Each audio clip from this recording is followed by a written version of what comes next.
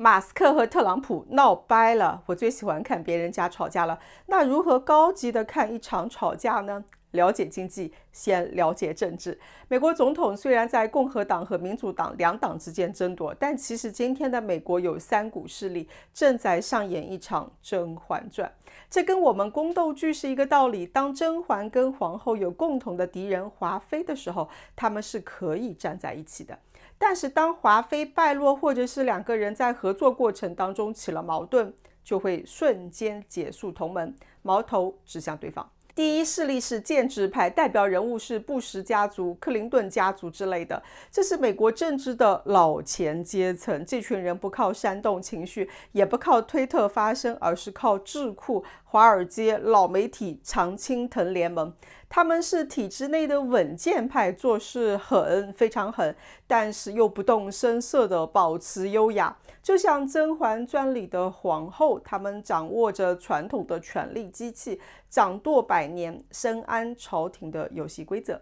第二股势力是民粹主义，代表人物是特朗普，张扬的个性就像是在怒火中燃烧，主要是来自美国的中西部铁锈地区的白领、蓝领工人，他们被全球化遗忘，被自动化淘汰，他们痛恨精英、移民和气候。他们不追求复杂的叙事，他们只追求简单的口号。特朗普给了他们一个情绪的出口，然后他们就把愤怒变成了选票。就像是后宫的华妃，骄横跋扈，靠宠爱撑起了自己的势力范围，嚣张中带着一些怨气。第三股势力是技术精英派，代表人物是马斯克。这是硅谷走出的一代，由于没有第三政党，于是马斯克这样的人暂时就倒向了特朗普，只因为他们有一个共同的敌人——建制派。你会看到很滑稽的一个场景，一个亿万富翁，然后戴着红帽子，站在人群当中，与一群红脖子一起高呼让美国再次伟大。这个画面怎么看就怎么的违和啊。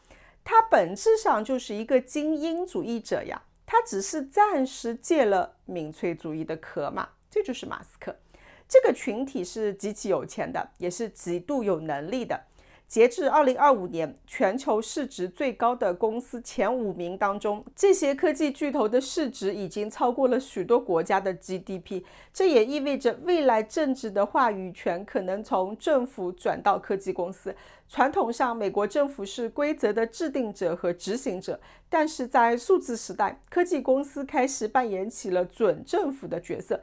他们制定平台的规则，控制信息流通，甚至影响公众舆论。